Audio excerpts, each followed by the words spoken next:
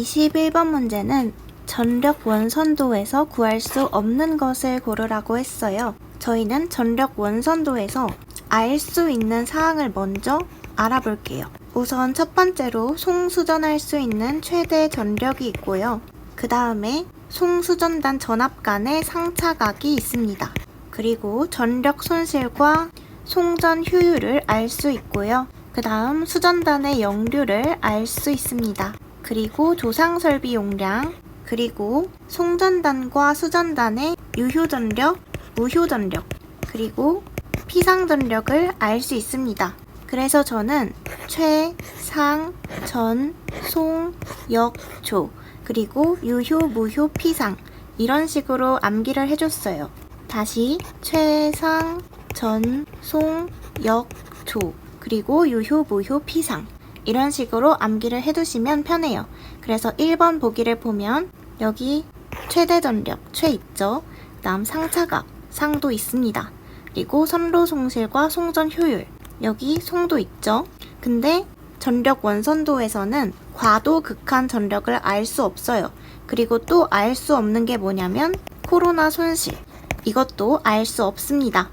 22번 문제는 송전에서의 단상 2선식에 대한 3상 4선식의 한 선당의 전력비를 물어보고 있어요. 그러면 제가 한번 정리를 해볼게요.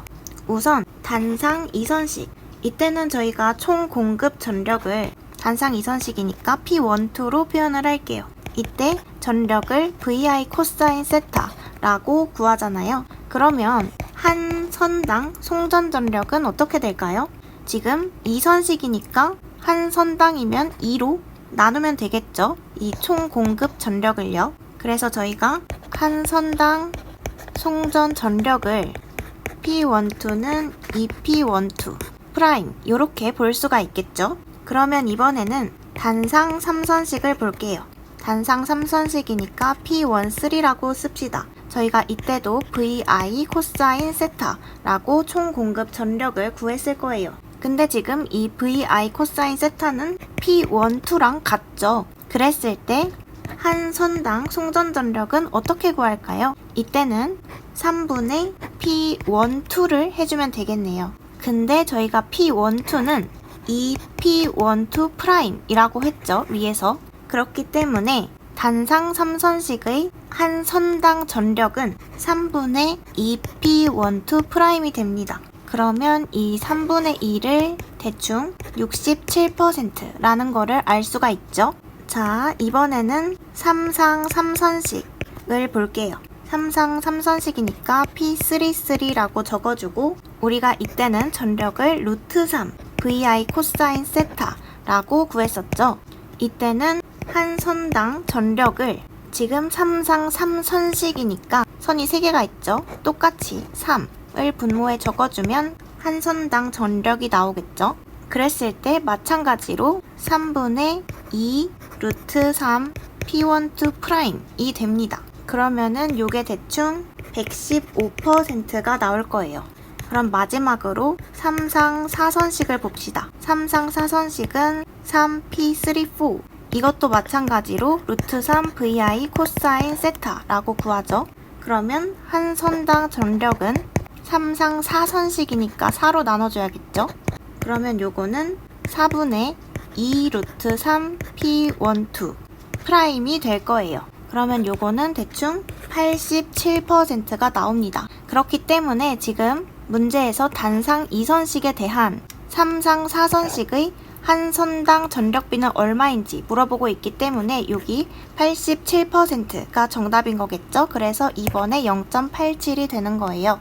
조금 더 추가적으로 설명을 해보면 이 송전 효율 같은 경우에는 115%인 3상 3선식일 때가 가장 전송 효율이 높은 거고요. 반대로 이 단상 3선식일 때가 전송 효율이 67%로 가장 비효율적인 걸 알 수 있겠죠. 그리고 한 가지 더 말씀을 드리자면 이 3상 3선식 같은 경우에는 우리나라 대표 송전이라고 볼 수 있습니다. 23번 문제, 송배전 선로의 고장 전류 계산에서 영상 임피던스가 필요한 경우는? 이라고 물어봤네요. 자, 한번 정리를 해봅시다. 일선 지락사고 계산을 할 때는 뭐가 필요하죠? 영상, 정상, 역상 모두 필요합니다. 그리고 선간 단락 사고에서는 이 영상만 빠진 정상, 역상 임피던스가 필요합니다. 그리고 삼상 단락 사고에서는 정상 임피던스만 필요합니다. 그렇기 때문에 영상 임피던스가 필요한 경우는 일선 지락을 계산할 때밖에 없어요. 그래서 정답은 3번이 되는 거예요. 24번 문제는 삼상용 차단기의 전격 차단 용량을 구하라고 되어 있네요. 우선 삼상이니까 루트 3이 들어가 줘야겠죠. 그리고 전압은 전격 전압을 곱하는 거고, 이제 전격 차단 전류냐, 전격 전류냐의 문제인데 전격 차단 용량이니까 어딘가엔 차단이 들어가야 하지 않겠어요? 그래서 정답은 1번이 됩니다. 그래서 삼상용 차단기의 전격 차단 용량은 루트 3 V IS 차단 전류를 이렇게 쓰죠. 그래서 이렇게 되고요. 여기서 이 V가 전격 전압이 되는 거고 IS가 전격 차단 전류가 되는 거예요. 25번 문제, 다음 중 송전선로의 역섬락을 방지하기 위한 대책으로 가장 알맞은 방법을 고르라고 했는데 정답은 매설지선이죠. 매설지선은 전기탑에가 철탑의 꼭대기에 설치된 접지지선이고요. 접지저항을 줄여서 송전선로의 역섬락 사고를 방지합니다. 진짜 너무너무 지겨운 문제죠. 그냥 역섬락 보자마자 매설지선 설치 고르고 넘어가셔야 해요. 26번 문제는 반지름 0.6cm인 경동선을 사용하는 삼상 1회선 송전선에서 선간거리를 2m로 정삼각형 배치를 할 경우에 각 선의 인덕턴스는 얼마인지 물어보고 있어요. 그러면 인덕턴스 구하는 공식이 어떻게 되죠? 0.05 플러스 0.4605 이번에도 5로 끝나요. 로그 R분의 D 이게 공식이 되는데요. 그러면 0.05 플러스 0.4605 로그에다가 R은 반지름을 나타내죠. 그렇기 때문에 반지름 0.6cm니까 0.6 곱하기 cm니까 10의 마이너스 2승 해줘야겠죠. 근데 저희가 지금 D를 모르네요. D는 등가 선간 거리를 의미를 하는데요. 지금 보니까 정삼각형 배치를 한다고 했어요. 정삼각형 이렇게 길이들이 이렇게 있는 거죠. 정삼각형이니까 앞에 3 적어주고 DDD 3번 곱해주면 되겠죠. 근데 정삼각형이어서 전부 다 2로 똑같아요. 그러면 2 곱하기 2 곱하기 2 이렇게 적어주면 되겠죠. 그래서 결국에는 2가 나오겠네요. 그러면 D에 2를 대입해줍니다. 그래서 최종적으로 이거를 계산하면 1.21이 나오게 됩니다. 그래서 정답은 2번이에요. 27번 문제는 쉬운 문제가 나왔죠. 다음 중 그 값이 항상 1 이상인 것은? 이라고 했어요. 보통 부등률이 계산하라는 문제로 나오는데 계산을 하다 보면 대충 1.2 이런 답들이 많을 거예요. 이런 것만 봐도 바로 체크를 할 수 있었겠죠. 그러면 부등률은 어떻게 구했었냐? 합성 최대 수용 전력분의 각 개별 수용과 최대 전력의 합 이렇게 구했었습니다. 그리고 부등률은 항상 1 이상이었습니다. 28번 문제, 개폐서지에 이상전압을 감쇄할 목적으로 설치하는 것을 물어보고 있어요. 정답은 개폐저항기인데요. 여기 개폐서지에 이상전압을 감쇄할 목적이라고 했잖아요.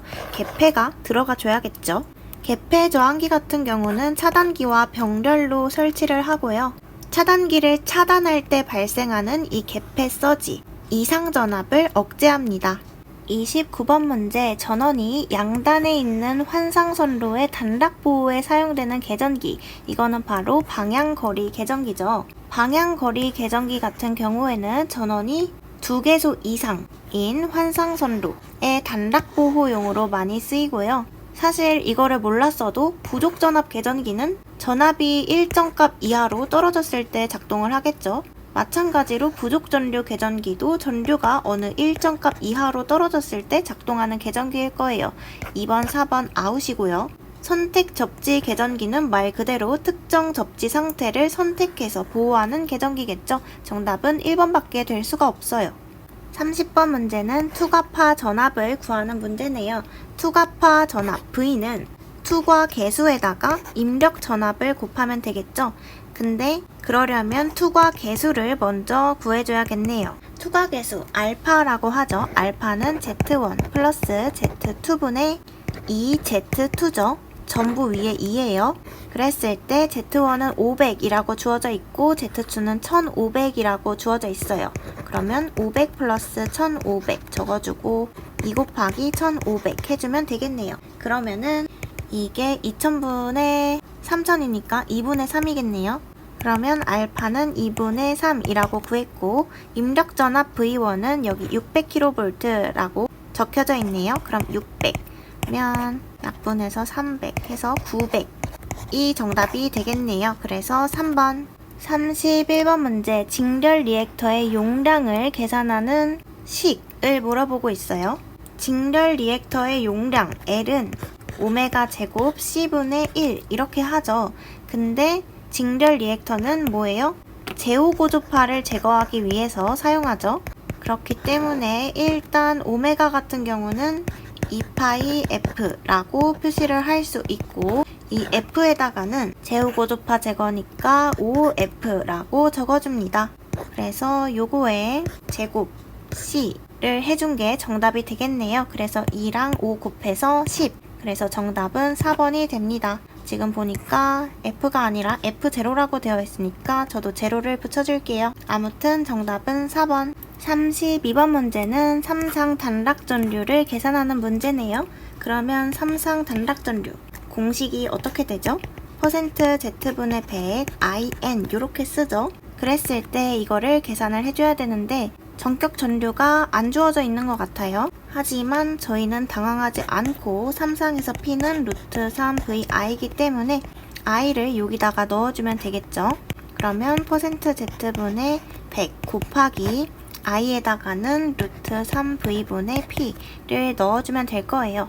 그러면 %Z 여기 문제를 보니까 퍼센트 리액턴스는 7이라고 주어져 있어요. 이때는 당황하지 않고 Z를 유도리 있게 X로 고쳐줍니다. 그러면 여기 7을 대입을 해주고 7분의 100 곱하기 루트 3 곱하기 V를 해줘야 되는데 V가 어디에 나와 있냐면 요렇게 나와 있어요. 66을 넣어야 할지 22를 넣어야 할지 헷갈리시는 분이 혹시 있을까요? 이렇게 주어진 경우에 66은 변압기의 1차 고압측 전압을 의미를 하고 22는 2차 전압을 의미를 하는데요. 이렇게 단락 전류를 지금 계산해주는 경우에는 실제 사용되는 전압인 2차 측 전압을 사용해야 하기 때문에 V에는 22를 적어줍니다. 그리고 P는 2000kVA라고 나와있기 때문에 2000이라고 적을게요. 곱하기 10의 3승을 해주지 않은 이유는 전압의 단위도 어차피 이 아래에 키로여서 곱하기 10의 3승이기 때문이에요. 헷갈리시는 분들은 그냥 단위 이런 것도 계산을 잘 해서 다 적어주세요. 그리고 나서 저희가 또 하나 고려를 해야 할 게 있는데 지금 보니까 단상 변압기 3대를 1뱅크로 운전을 한대요. 3대를 운전한다고 했죠. 그러면 변압기의 총 용량은 3배를 해줘야 합니다. 그래서 정답은 2250A가 나오겠네요. 정답은 4번. 33번 문제는 역류를 개선할 경우에 배전 선로에 대한 설명으로 틀린 것을 물어보고 있어요. 저희가 역류를 개선을 하게 된다면 전력 시스템의 효율을 높여주는 거죠. 그렇기 때문에 1번 보기를 보면 기존 설비의 여유 용량이 증가하기 때문에 추가 설비를 설치 않아도 되는 이런 장점이 있어요.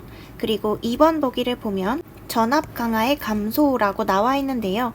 역률이 개선되면 전류가 줄어서 전선에서 발생하는 전압 강화가 감소하게 됩니다. 그래서 4번도 마찬가지로 전류가 줄어들게 되면서 전선에서 발생하는 손실 P는 I제곱 R이라고 하죠. I가 줄어드니까 전력 손실도 감소하게 됩니다. 그래서 4번도 맞는 설명이고요. 그러면 3번의 선로 전류의 증가, 요게 틀린 설명이겠죠.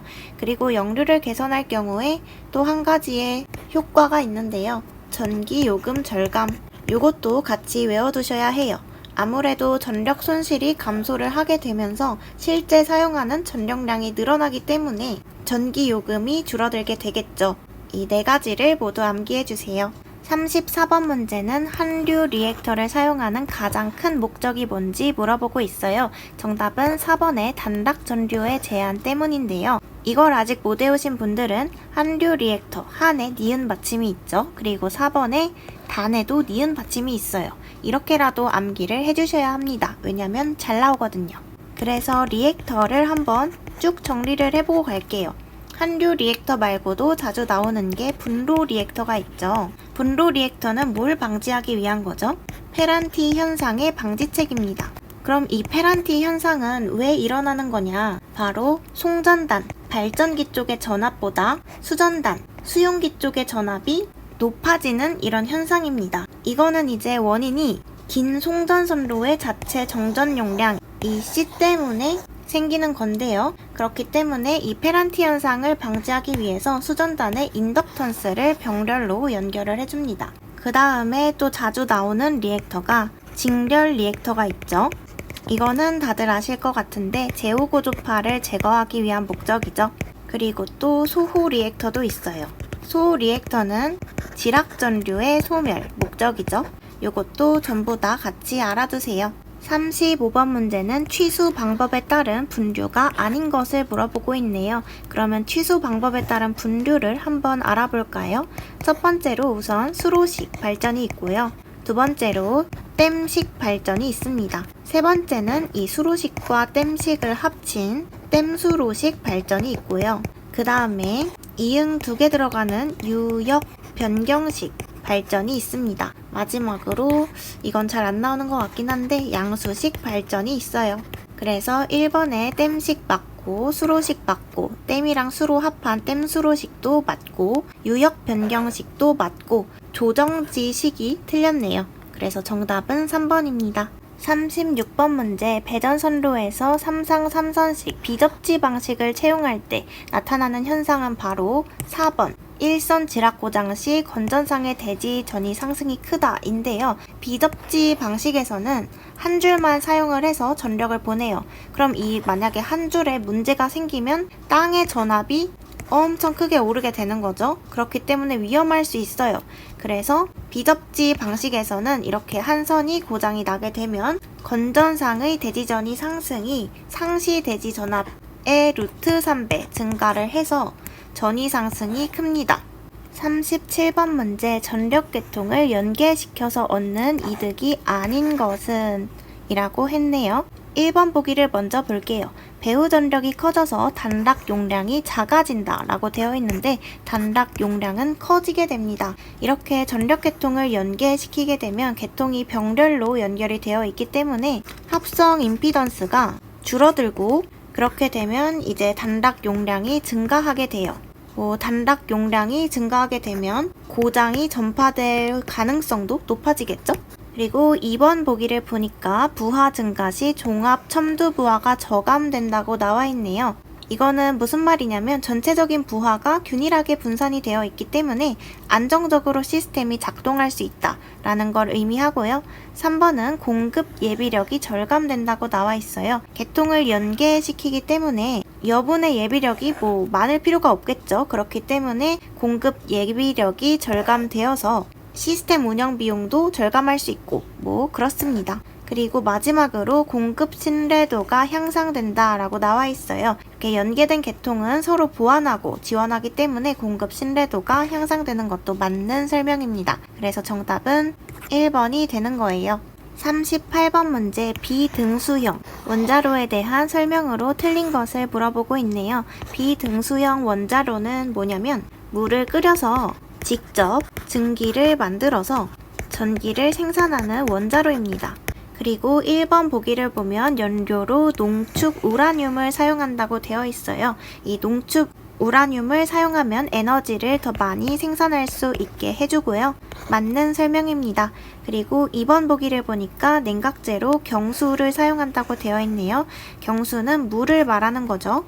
이 물이 열을 흡수해서 끓고 증기가 되는 거예요. 이것도 맞는 설명이고요. 3번에 보니까 물을 원자로 내에서 직접 비등시킨대요. 이것도 맞는 설명이에요. 이 원자로 안에서 물을 끓여가지고 증기를 만드는 거고요. 여기 물을 끓여서 직접 증기를 만든다. 이 증기가 바로 터빈을 돌려서 전기를 생산하게 되죠. 이것도 그래서 맞는 설명이고요. 4번에 가압수형 원자로에 비해 노심의 출력 밀도가 높다고 했는데 비등수형 원자로는 가압수형 원자로에 비해서 에너지 생산 효율이 낮아요. 그렇기 때문에 같은 양의 전기를 생산을 하려면 더 큰 노심의 출력 밀도가 필요하게 되고요. 그러니까 높다는 설명은 틀린 거겠죠.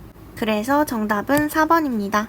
39번 문제. 그냥 퍼센트 리액턴스 공식을 물어보는 문제네요. 퍼센트 리액턴스 공식은 10V 제곱분의 PX죠. 임피던스일 때는 Z로만 고치면 되고요. 바로 요렇게. 그리고 여기서 이 P 같은 경우에는 삼상 전격 용량이고요. 단위는 킬로볼트 암페어입니다. X가 리액턴스라는 거는 알 거고요. V 같은 경우에는 선간 전압이고 단위는 킬로볼트입니다. 그래서 이번에 10V제곱분의 XP가 정답이 되겠네요. 40번 문제는 증기 사이클에 대한 설명 중 틀린 것을 물어보고 있어요. 정답은 2번인데요. 제열 사이클은 저압 터빈에서 증기가 포화 상태에 가까워졌을 때 증기를 다시 가열해서 고압 터빈으로 보내는 게 아니라 이게 지금 반대로 되어 있어요. 고압 터빈에서가 되겠고요. 그리고 저압 터빈으로 보내는 거예요. 고압 터빈을 지나면서 식은 증기를 다시 뜨겁게 가열해서 저압 터빈으로 보내고 더 많은 전기를 생산하는 방법이기 때문에 2번이 틀렸습니다. 그리고 재생 사이클 이런 거는 급수 예열 이런 게 키워드가 될 것 같고 제열 재생 사이클은 당연히 재생 사이클과 제열 사이클을 조합해서 병용하는 방식처럼 보이죠? 이름만 봐도. 나머지 보기들은 한번 읽어보세요.